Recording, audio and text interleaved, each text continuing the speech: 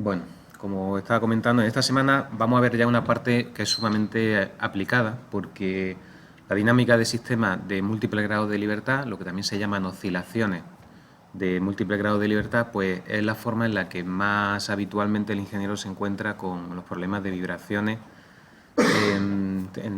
Ya lo vamos a ver en pasarelas, en puentes de ferrocarril de alta velocidad, etcétera. Nuestra dinámica se reduce a la caracterización de propiedades modales y la respuesta, el método primario, que vamos a ver que la normativa preconiza, es el método de la superposición modal como método por defecto para resolver nuestros problemas.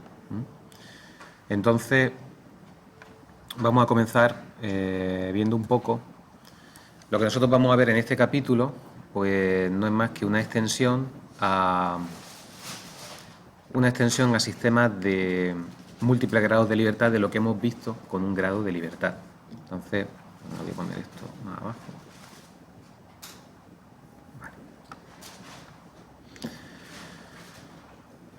Vale. ¿Cuáles son los sistemas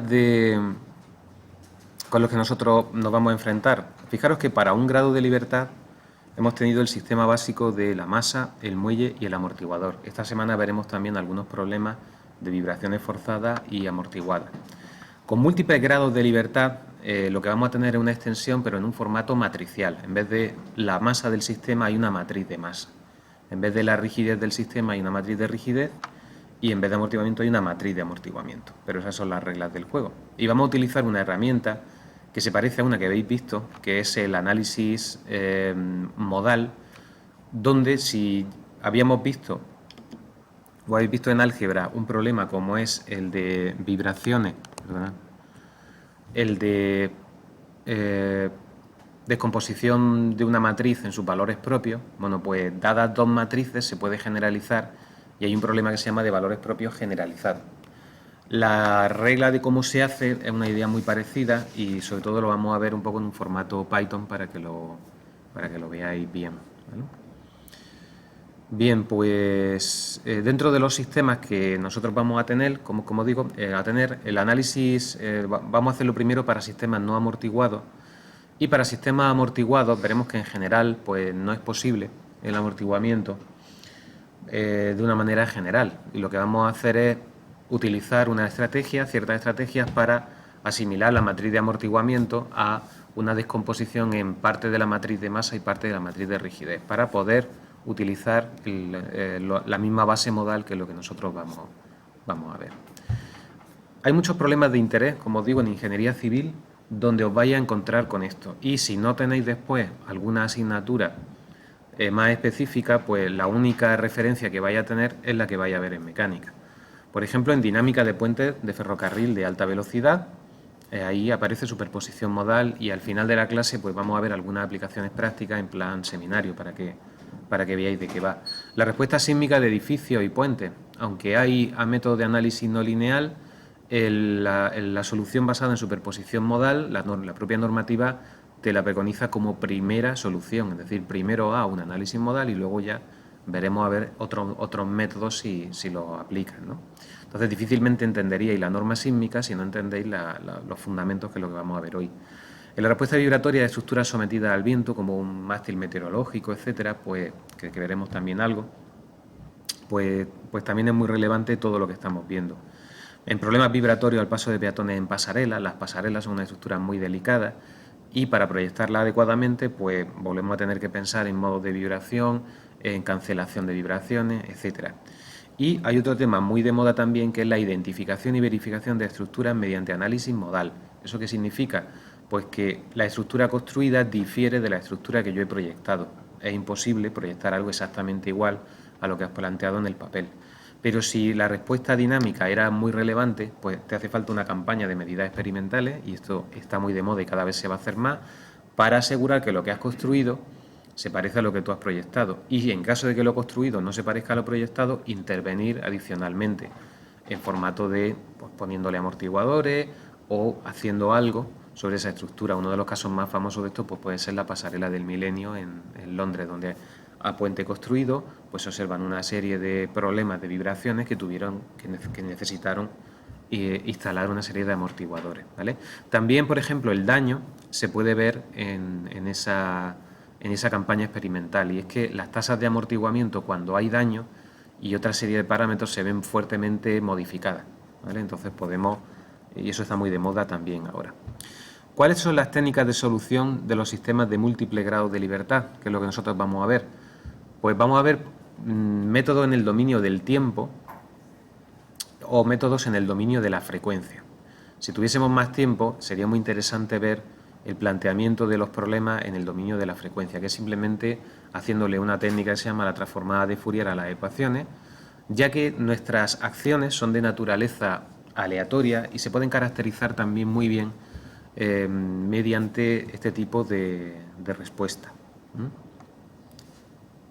Y en el dominio del tiempo, como digo, lo que vamos a tener, perdonad que haga un inciso, de todo lo que estoy hablando tenéis unos apuntes perfectamente escritos en la página, ¿vale? O sea que realmente vamos a tener métodos explícitos, métodos implícitos. No sé si en métodos numéricos habéis visto la diferencia entre los métodos explícitos o los implícitos, pero básicamente en los explícitos, dada la solución en el instante t, podemos conocer la solución en el instante t más incremento de t. Un ejemplo típico es una diferencia finita, donde solo intervienen propiedades en el t, ¿vale? Los métodos implícitos, para conocer lo que ocurre en el instante t más incremento de t, necesitan información en t y en t más incremento de t. Por eso se llaman implícitos. Son mejores en cuanto a calidad de la solución y sobre todo se aplican en problemas altamente no lineales. Entonces hay toda una rama de métodos numéricos para explícito o para implícito. Los implícitos son muy típicos también en fluidos, mecánica de fluidos. El análisis modal no es válido en todos los casos. Necesitamos estructuras donde claramente tengamos una matriz K, una matriz M y exista esa diagonalización. Los problemas infinitos, como puede ser pues, en un fluido o en un suelo, pues son casos, son sólidos donde no hay modos de vibración, pero en los casos donde sí podamos aplicarlo, vaya a ver que es una técnica muy versátil y muy interesante. En SAP 2000, por ejemplo, pues una de las técnicas que está normalmente implementada y es la técnica más sencilla de obtener la respuesta en el dominio del tiempo, con análisis modal, ¿vale? ¿Cuáles son ejemplos de vibraciones de sistemas de 2 grados de libertad? Nosotros vamos a comenzar viendo vibraciones libres en sistemas de 2 grados de libertad. Y ahí tenéis algunos ejemplos de estos sistemas.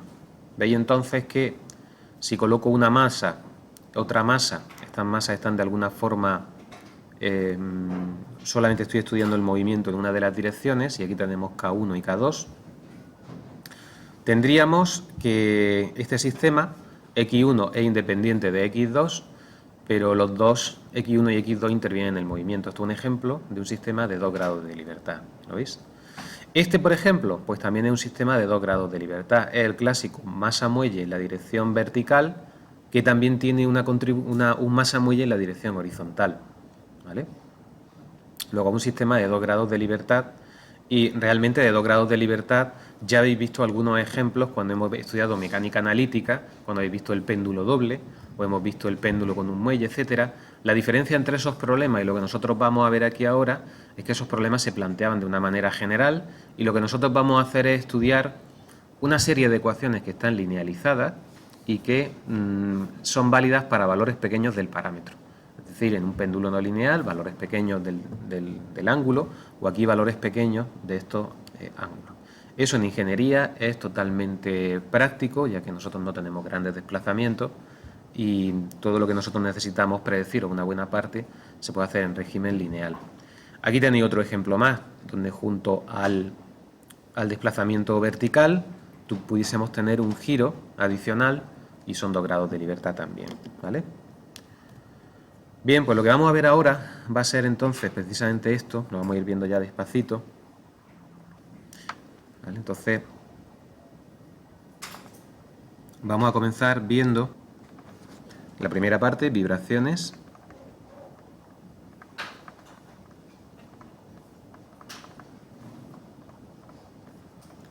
en sistemas de múltiples grados de libertad.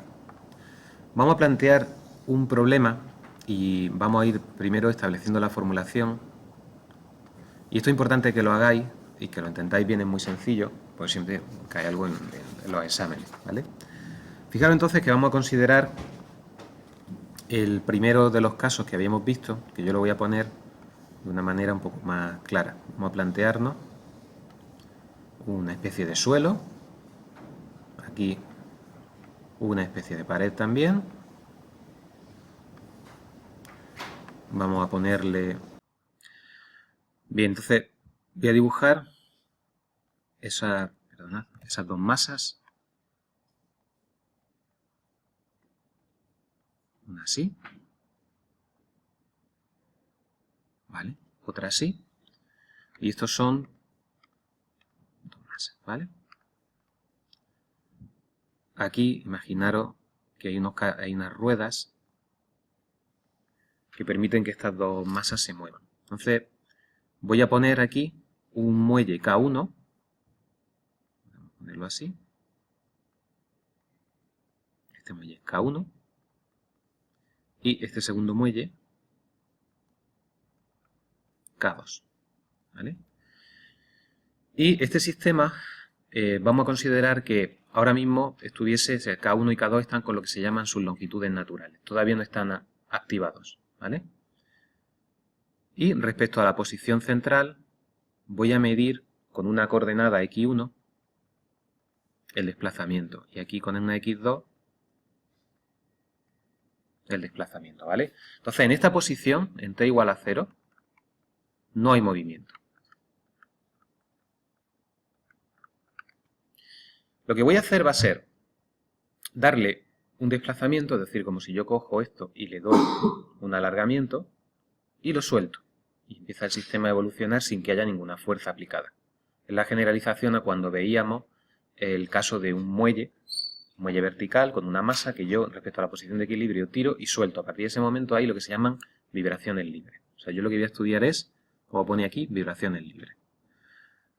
Pues bien, lo que voy a hacer entonces va a ser coger esto, voy a copiarlo, y ahora se va a producir un alargamiento, entonces van a empezar los muelles a trabajar. ¿Vale?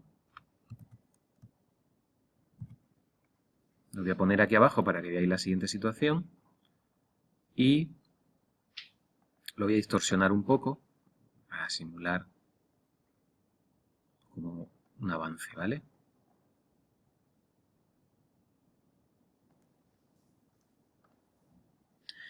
Fijaros que aquí estaba la posición inicial, ¿lo veis? Las masas vamos a suponer que son las mismas. Esto simplemente le he dado un avance. Hay un primer avance de la primera y de la segunda que inicialmente estaba aquí. ¿Vale? Pues esta será, voy a borrar esto. Y fijaros que la coordenada x1 y x2 aquí inicialmente eran 0 y aquí en la situación final esta distancia es x1, ¿verdad? Y esta distancia es x2. ¿Vale? Vamos a hacer entonces el diagrama de cuerpo libre de cada una de las masas. Aquí, no lo he mencionado aquí, pero esta masa tiene masa m1, esto tiene masa m2, y aquí igual, ¿no? Entonces, haciendo el diagrama de cuerpo libre de cada una de las masas, fijaros, la fuerza de cada muelle la tengo que tener clara. ¿Cuál es la ecuación constitutiva de un muelle? En un muelle hay una longitud inicial y yo lo que voy a medir es a partir del momento en el que se mueven los extremos. Bueno, para un muelle en general, en un muelle,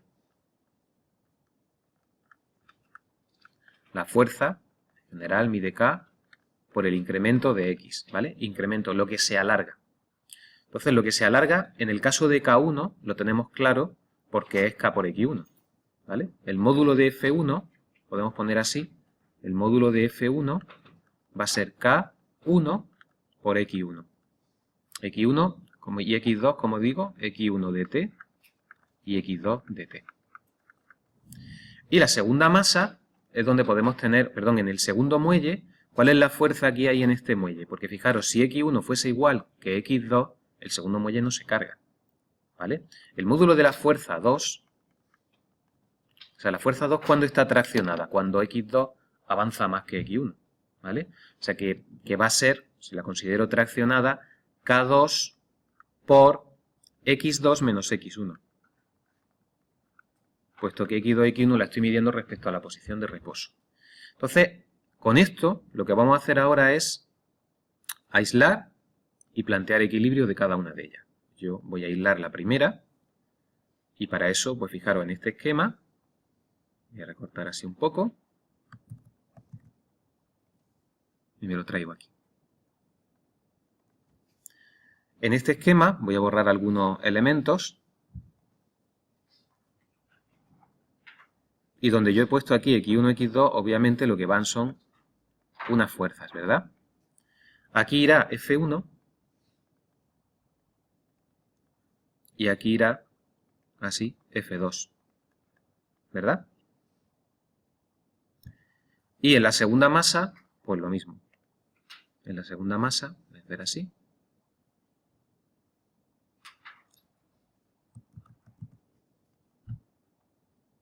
Perdón.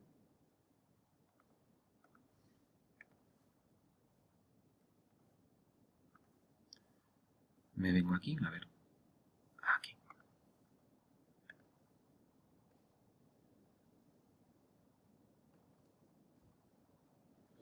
Voy a cortar así porque quiero que se vea. X2. Ahí, ¿vale? Voy a poner así. Voy a borrar algunos elementos de este corte. ¿Vale? Y aquí, pues básicamente la única fuerza que interviene, ¿cuál es? Como fuerza K2, ¿verdad? Perdón, K2, F2. F2, que es así. ¿De acuerdo? Pues entonces, para el primer cuerpo y para el segundo cuerpo yo puedo hacer ¿cuántas ecuaciones de equilibrio ahora? Pues una para cada uno. Pero es un equilibrio dinámico, suma de fuerza igual a masa por aceleración, ¿verdad? Vamos entonces a hacerlo. Lo voy a poner aquí. Entonces, para la masa 1, lo que tendré como ecuación es ¿qué fuerzas hay? Pues F2 menos F1, ¿verdad? Ya esto es vectorial. Tendré que poner F2 menos F1 igual a M1 por X1, 2 puntos. ¿Lo veis? Y para el segundo tendré que poner simplemente menos F2 es igual a M2 por X2, 2 puntos. ¿De acuerdo? Pero como estáis viendo aquí ahora, F1 y F2, que yo aquí lo he considerado el módulo cuando está traccionado, depende de X1 y F2 depende de ambas, ¿no? Entonces estas ecuaciones se pueden escribir ahora con F2 y F1, fuerzas que dependen del desplazamiento, ¿vale? Voy entonces a poner esto aquí y fijaros, esto entonces, F2 menos F1 se puede escribir como K2 que multiplica a X2 menos X1 menos F1 menos K1 X1.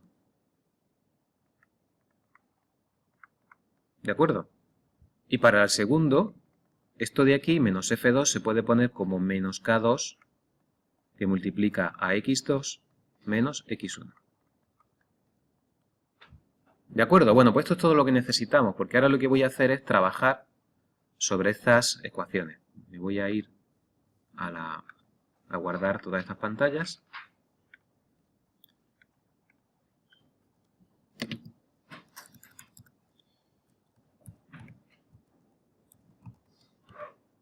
Y vamos a continuar.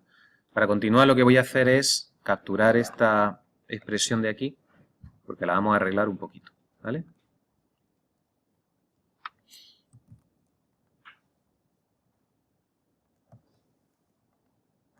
Fijaros.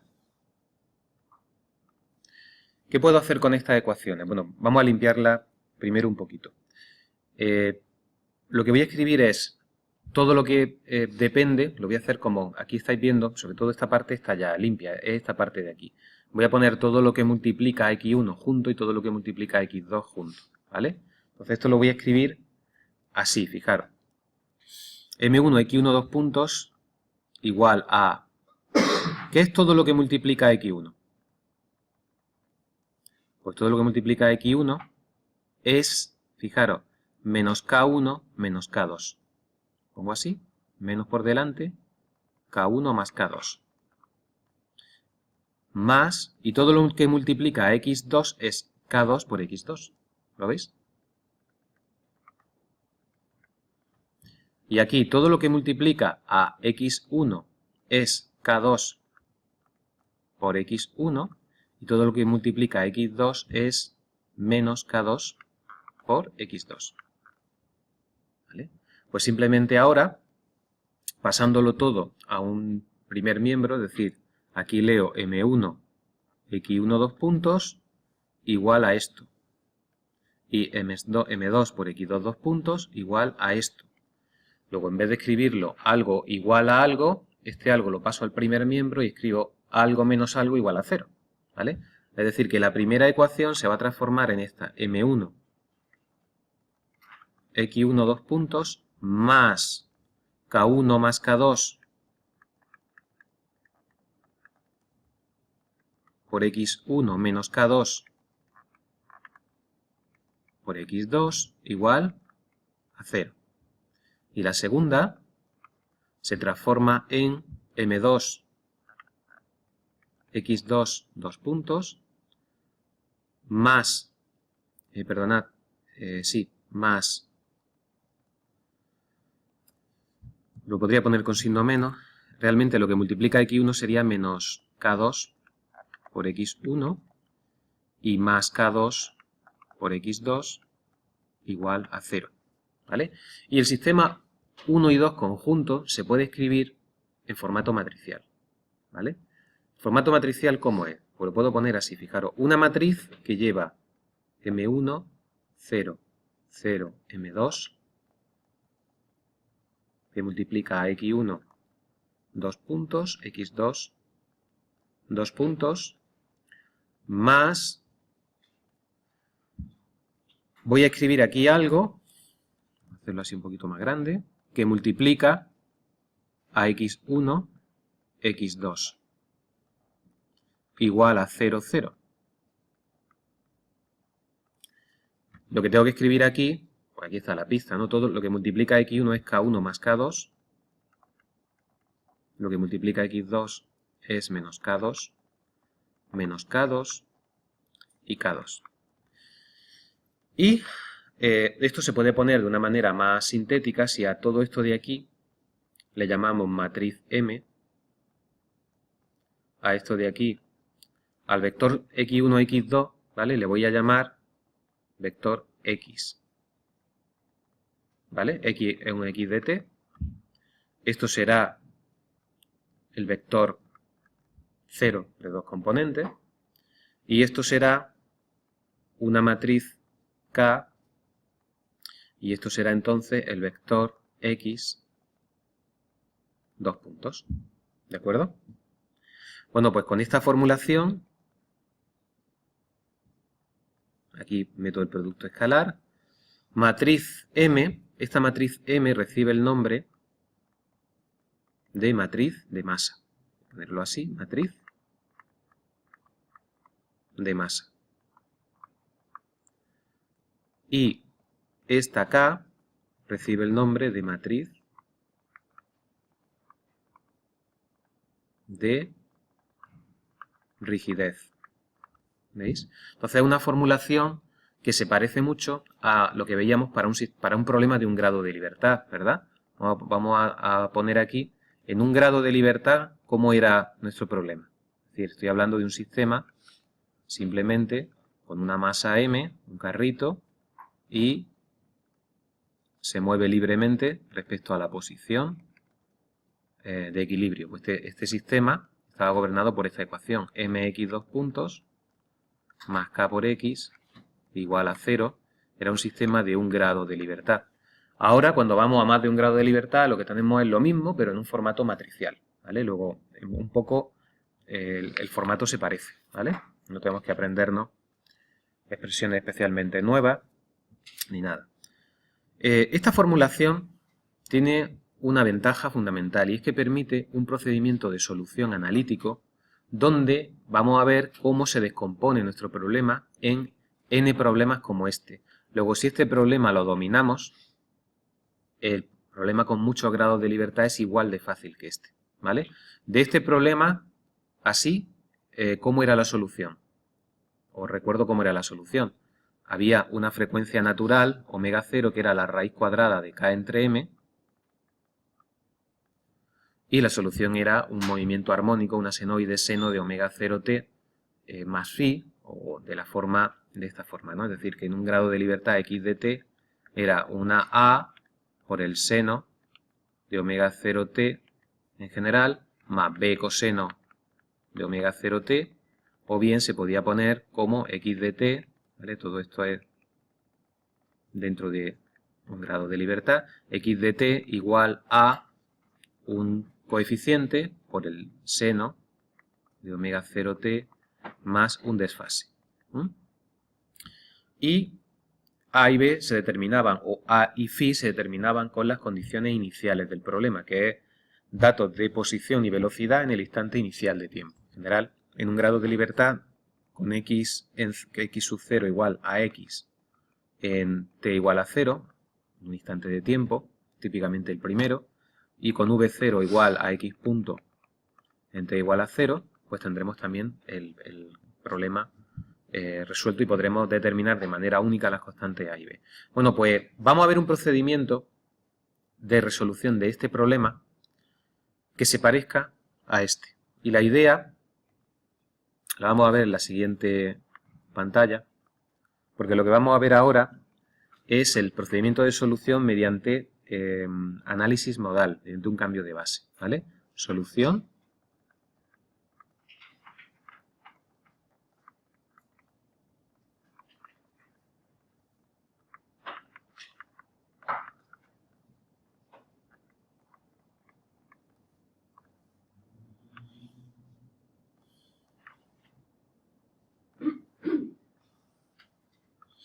También podríamos llamar esto superposición modal.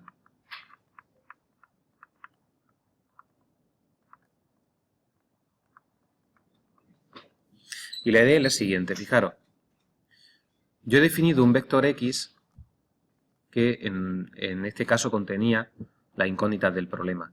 Bueno, pues voy a plantearme que existe una base especial, existe una base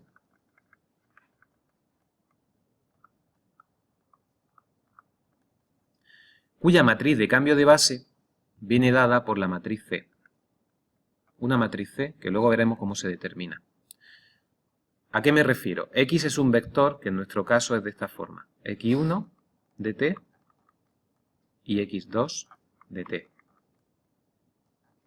Pues va a ser igual a una matriz de cambio de base por unas nuevas coordenadas que no son X, ya veremos lo que son, ¿vale?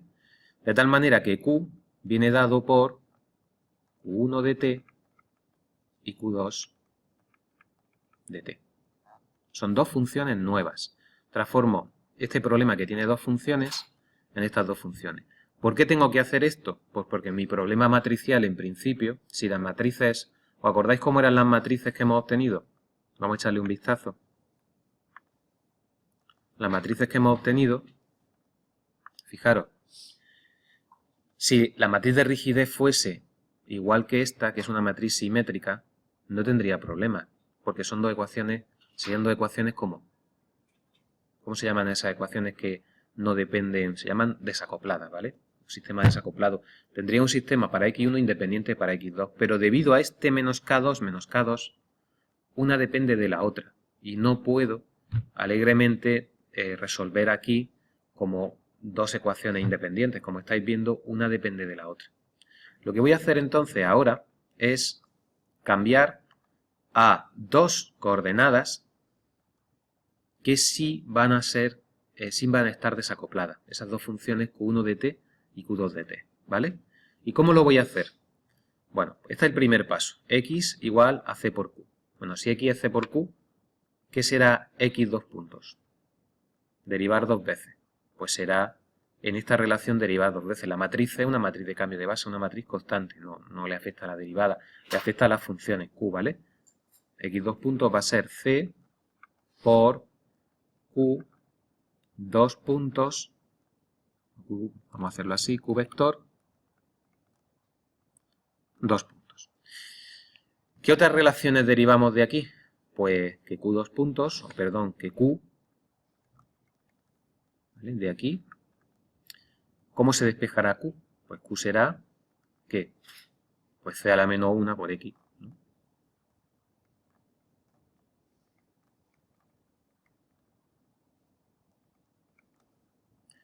Muy bien. Pues fijaros que nosotros partimos de una ecuación que es así. M, esta es la ecuación que hemos escrito antes. X, dos puntos, mejor así, X vector,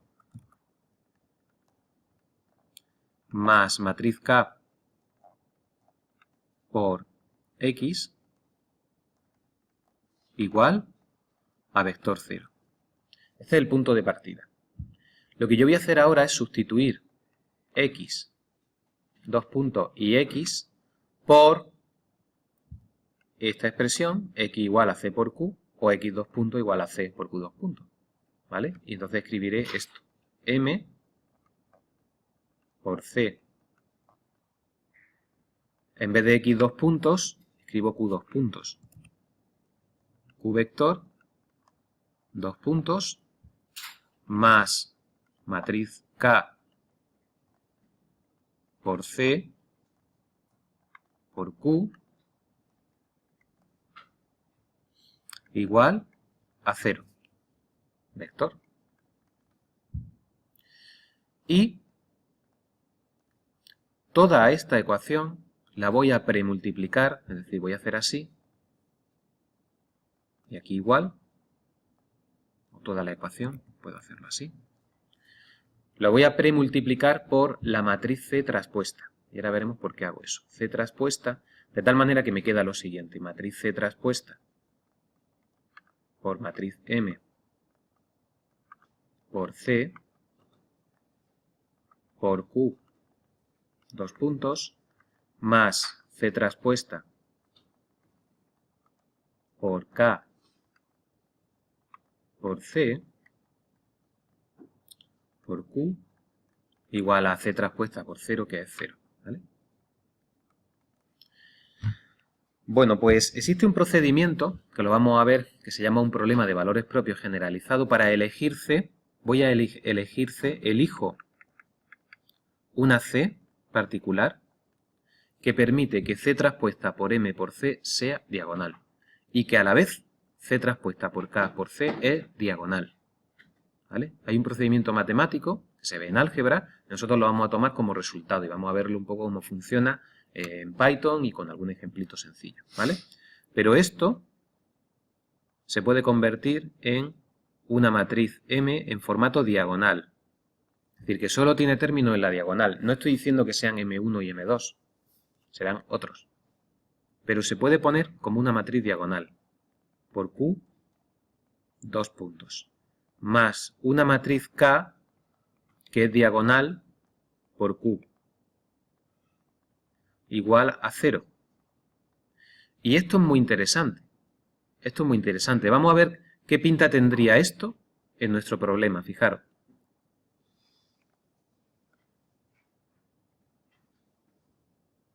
Voy a cortar así.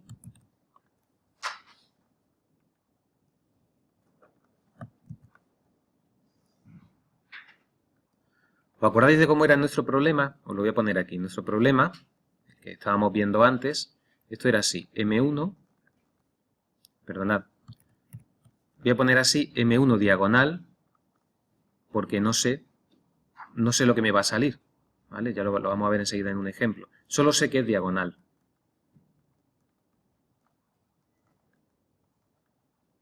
Q1, dos puntos, Q2, dos puntos. Más K1 diagonal, 0, 0, K2 diagonal, por Q1, Q2,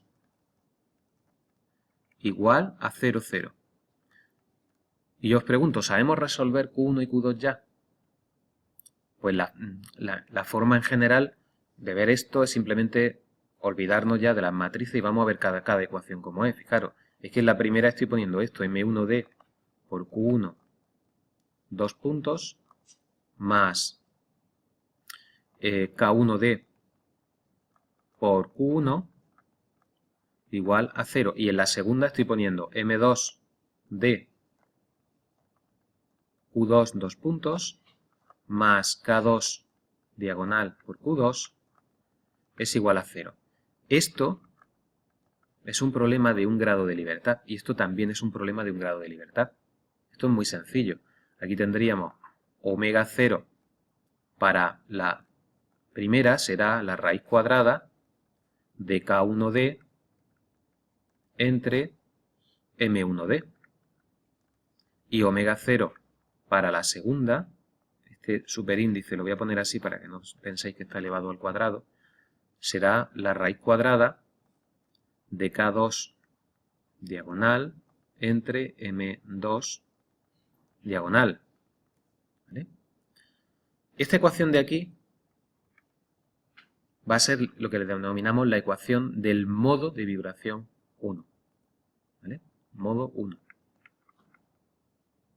Y esta ecuación es la ecuación del modo 2. ¿De acuerdo?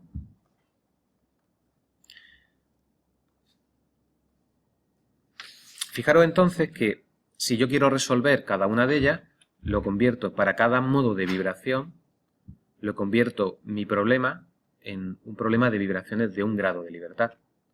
Por lo cual, si yo os pregunto cuánto vale Q1 de t, pues Q1 de t tiene una pinta a 1 por el seno de omega 0 del 1t más B1 coseno de omega 0 del modo 2 por t.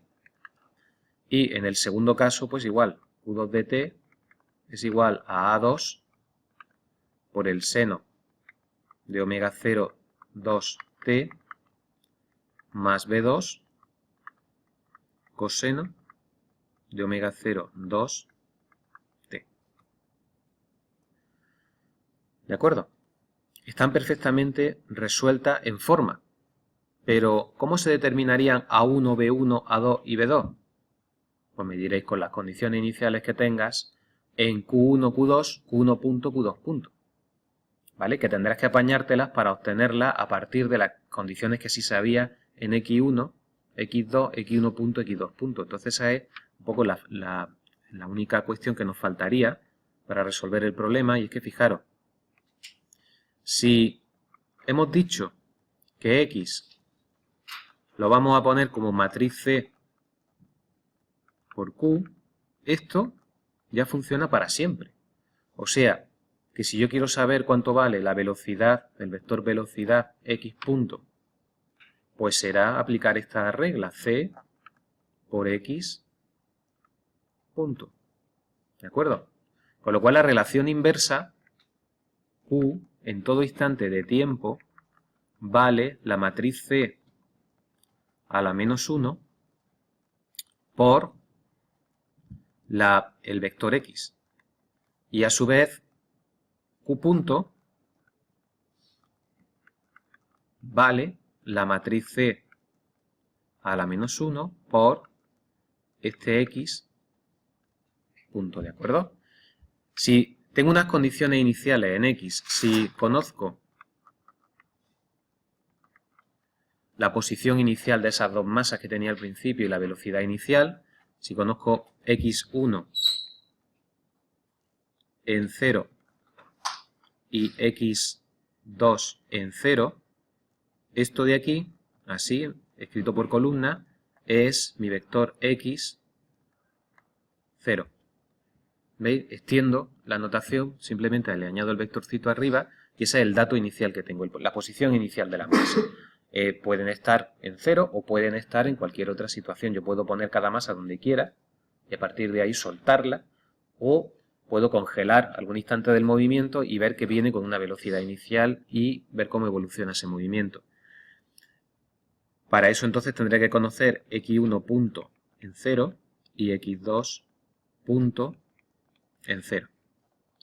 Y esto se llama x0 punto, o lo que hemos llamado v0, vector velocidad de cada una de las dos posiciones.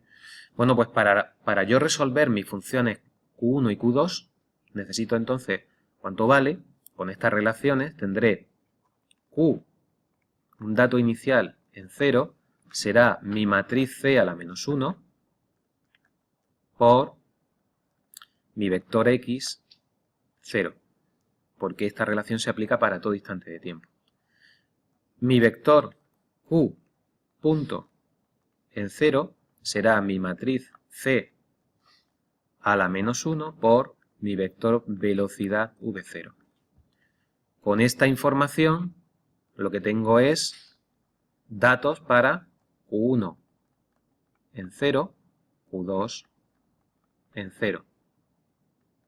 Y aquí tengo datos de Q1 punto en 0, Q2 punto en 0. Con lo cual, perfectamente tengo resuelto, como veis aquí, tendría resuelto mis funciones Q1 de t y Q2 de t, ajustando A1 y B1 para que se cumplan las condiciones iniciales, ¿vale? La única pega, o el único misterio, bueno, todo eso está muy bien, pero ¿cómo has conseguido encontrar esa matriz C que es capaz de convertir las matrices de masa y rigidez en diagonal? Pues eso se utiliza un procedimiento en álgebra que se conoce como el problema de valores propios generalizado. Lo voy a contar aquí.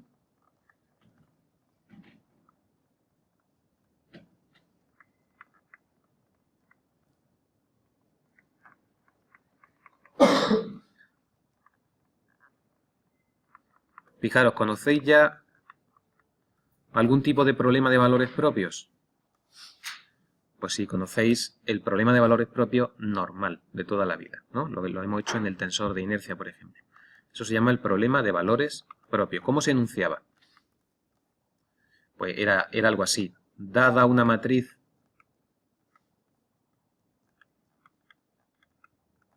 A, ¿vale? Buscábamos unos valores lambda que hiciesen que la matriz A, y en la definición nos apoyábamos en ciertos vectores U de lambda a los que denominábamos vector propio, ¿de acuerdo? Que hiciesen que la matriz A aplicado a ese vector propio U de lambda fuese proporcional al propio vector. Con esto, y utilizando el hecho de que lambda por U lambda es lo mismo que lambda por la matriz identidad por U lambda, vector propio, nosotros esto lo podíamos escribir todo de esta manera. Matriz A menos lambda matriz I por U igual a 0. Y en esa situación veíamos que A menos lambda I era singular, ¿vale? Porque U de lambda vale 0. Si U de lambda vale 0, esta ecuación es trivial.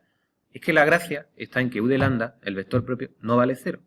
Y si no vale 0 es porque esto tiene un truco, y es que esta matriz tiene que ser singular, es un sistema compatible indeterminado. Es la única opción que hay para que U lambda no sea 0.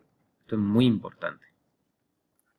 Bueno, pues si esto es así, en una matriz singular sabéis que su determinante vale 0. O sea, el determinante de A menos lambda I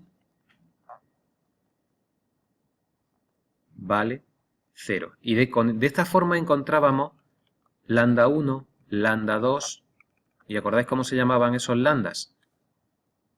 Esos lambdas se llaman valores propios, ¿no? Valores propios.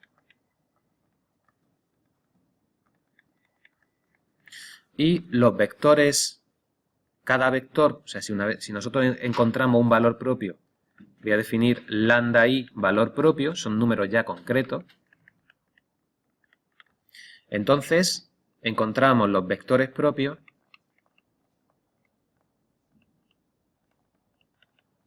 haciendo lo siguiente. La matriz A menos lambda I, el lambda concreto, lambda I,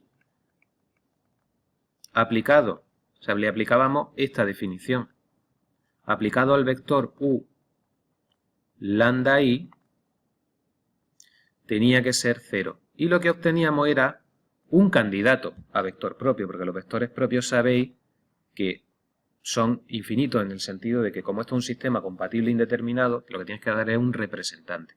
Eso ya lo habíais visto en álgebra y entonces yo generaba vector propio. Con los vectores propios ordenados por columnas, si yo los pongo así en una matriz C por columnas, ¿vale? C, voy a poner así U de lambda 1. Voy a ponerlo así. Segunda columna, U de lambda 2. Última columna, U de lambda n. Construíamos nuestra matriz C. ¿Vale? ¿De acuerdo? Bien, vamos a hacer una pausa y ahora seguimos hablando de todo esto. ¿Vale?